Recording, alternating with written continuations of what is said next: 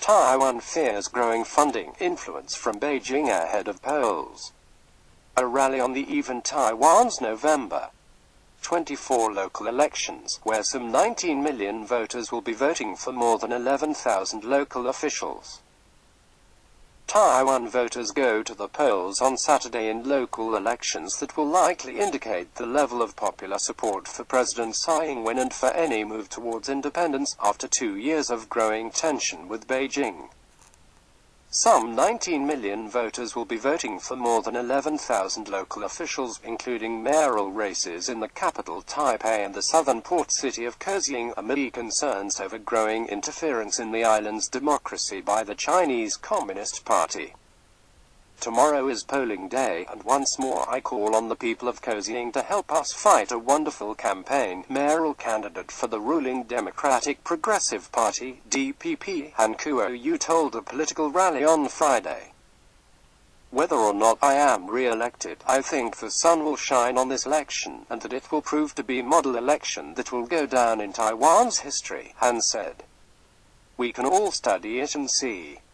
But strategic analyst and political commentator Wang Li identified on his Facebook page a bewildering network of money and political influence through which Beijing exerts influence through campaign funding, and even to the point of fielding its own puppet candidates. There are all kinds of tricks and channels, Wang wrote, adding that some of the funding flowing in from Beijing's overseas United Front operation is hidden 3 layers thick, so its origins will be hard to spot as red. I just wanted everyone to know that this is an extremely complete network, and not one that can easily be beaten by a team of online volunteers from Taiwan. Wang wrote of his funding map detailing the financing of candidates who favor rapprochement and eventual reunification with the People's Republic of China, which has never ruled the island. Wang's map, translated by East Asia analyst Paul Huang, details funding routed from the Chinese Communist Party's network of United Front organizations, via state-owned enterprises and laundering operations and crowd-funding overseas, to pro-unification politicians and organized crime. The laundered funding also finances a huge wave of disinformation targeting Taiwan ahead of the elections, according to Wang. Taiwan's voters will also cast ballots on 10 referendums, including one on whether to amend the civil code to include same-sex marriage, which was legalized last year, and on whether they would like to enter the 2020 Tokyo Olympics as Taiwan, instead of the moniker Chinese Taipei insisted on by Beijing. China mobilizes cyber operatives. The IOC has warned that no name change will be possible, but a vote for Taiwan could test the level of support for formal statehood for the island. Taiwan's National Security Director Peng Shen-Chu told lawmakers earlier this month that his agency is now monitoring comments on social media platforms, including Facebook, and that one of the key topics monitored was President Tsai Ing-wen. National security sources have told local media that China has mobilized some 300,000 cyber operatives to target the island's internet users ahead of Saturday's polls, spreading disinformation through social media including Weibo, Facebook and YouTube, as well as targeting its mainstream print and broadcast media.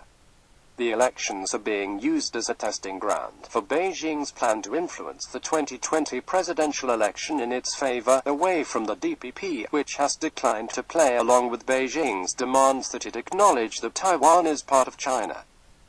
Former mainland Chinese blogger Zhou Shuguang, who recently immigrated to Taiwan, said the reports of Beijing's United Front operations are entirely credible to him. Of course they would do that, Zhou said. As someone who has come here from mainland China as an immigrant, and a blogger experiencing a democratic society for the first time, I would like to see this society become even more democratic, and for this democracy to become even more transparent. But China isn't democratic, and has been doing everything it can in recent years to extend its influence, which includes trying to influence the democratic process in other countries, he said. Illegal funds from mainland Tsai's administration in September approved plans to raise fines for illegal funds flowing in from mainland China as part of a package of new rules aimed at tightening national security in the face of growing tensions with Beijing.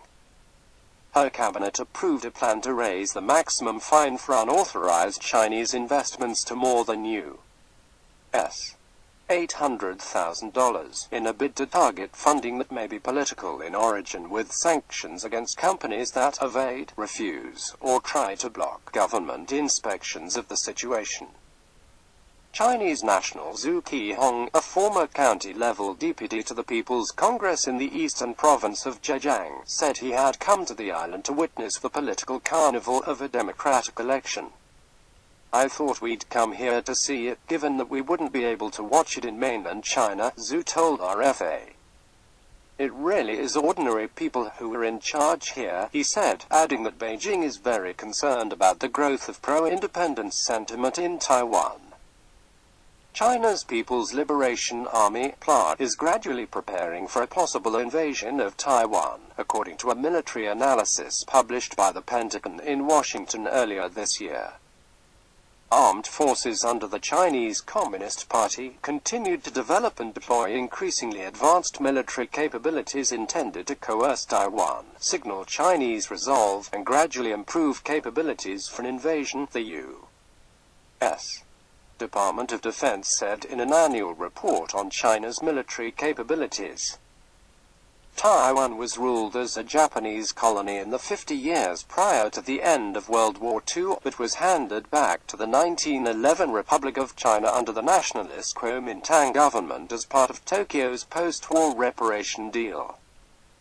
When the 1911 regime fled to Taiwan in 1947 after losing a civil war to Mao Zedong's communist troops, the Republic of China government ceased to control most of China, though it continues to be the official name of the Taiwan government. The island began a transition to democracy following the death of Chiang's son, President Chiang Ching-kuo, in January 1988, starting with direct elections to the legislature in the early 1990s and culminating in the first direct election of a president, Lee Teng-hui, in 1996. Recent opinion polls indicate that there is broad political support for self-rule in Taiwan, where the majority of voters identify as Taiwanese rather than Chinese. But Beijing regards the island as part of China and has threatened to invade if Taiwan seeks formal independence. Beijing has meanwhile succeeded in isolating Taiwan diplomatically by insisting that its diplomatic partners break off ties with Taipei under that One China policy.